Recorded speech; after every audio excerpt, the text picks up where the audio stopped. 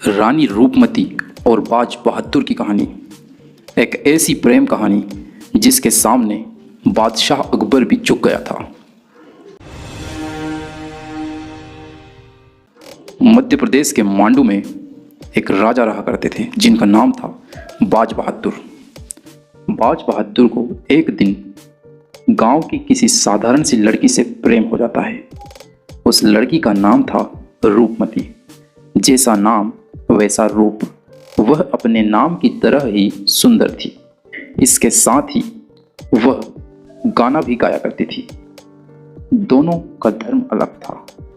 रूपमती हिंदू धर्म की थी, बाज बहादुर इस्लाम धर्म के थे। रूपमती एक साधारण से किसान की बेटी थी, वहीं बाज बहादुर एक शाही घराने के थे। सभी उनके मिलन से सहमत नहीं थे, लेकिन बाज बहादुर ने किसी की परवाह किए बिना रूपमती को अपनी रानी बना दिया।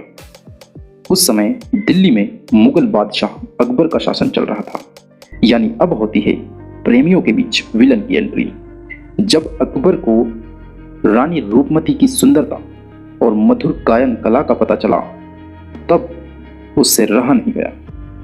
उसने सोचा कि ऐसी रानी तो दिल्ली के दरबार में होना चाहिए। उसने बाज बहादुर को एक चिट्ठी लिखी और कहा, हिंदू रानी रूपमती सुंदर है और मधुर गाना भी गाती है, तो ऐसी रानी को दिल्ली के दरबार में होना चाहिए। बेहतर होगा कि बाज बहादुर रानी रूपमती को दिल्ली भेज दे। बाज बहादुर को जैसे ही चिट्ठी मिलते ही बाज बहादुर को गुस्सा आता है और अकबर को जवाब में एक चिट्ठी वह भी भेजता है। बाज बहादुर लिखता है कि ऐसी सोच को देखते हुए हमें अकबर पर तरस आता है। कितनी घिनौनी सोच है, इसलिए अच्छा होगा कि वह अपनी रानियों को भी मांडू भेज दे। अकबर को जैसे ही इस बात का पता चला, उसे बहुत गुस्सा आया, क्योंकि वह पूरे हिंदुस्तान का बादशाह था। हिंदुस्तान के बादशाह को एक छोटे से राज्य का राजा अपमानित करे। अकबर ने बाज बहादुर की इस गुस्ताखी का जवाब देने के लिए अपनी सेना को मांडू भेजा।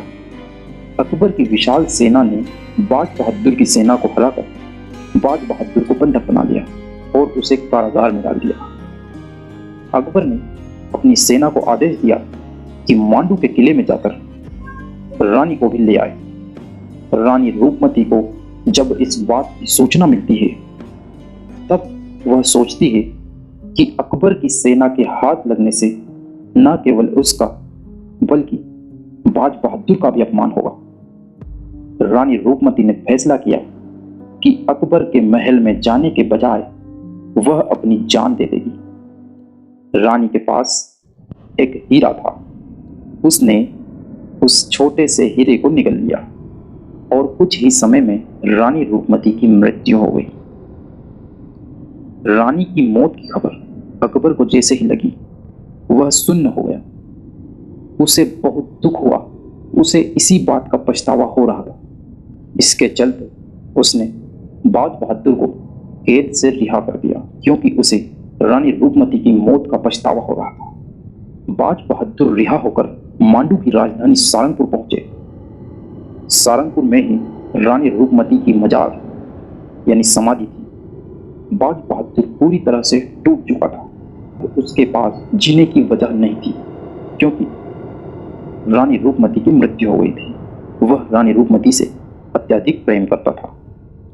अकबर से ज्यादा खुद को वह रूपमती की मौत का जिम्मेदार समझने लगा था। रानी रूपमती के गम में उसने उसी समाधि के सामने सिर पटक पटक कर अपनी जान दे दी।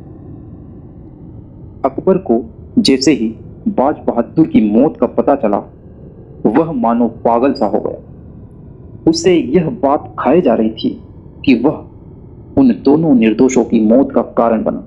इतना पछतावा, इतना अफसोस शायद ही पहले कभी उसे हुआ होगा।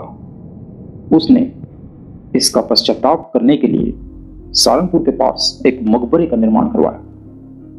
बाज बहादुर के मकबरे पर अकबर ने आशिक ए सादिक लिखवाया और रानी रूपमती की समाधि पर उसने शहीद ए वफा लिखवा दिया। वर्तमान समय में मांडू एक पर्यटन स्थल है। यह मध्य प्रदेश के धार जिले में स्थित है। यहाँ के किले और खंडहर आज भी बाज बहादुर और रानी रूपमती के प्रेम की गवाही देते हैं। यह एक अनोखी प्रेम गाथा थी जिसने हिंदुस्तान के सुल्तान मुगल बादशाह अकबर को भी झुका दिया। गाइस, आपको बाज बहादुर और रूपमती की कहानी कैसी लगी? अगर ये कहानी आपको अच्छी लगी तो वीडियो को लाइक करें, चैनल को सब्सक्राइब करें। धन्यवाद।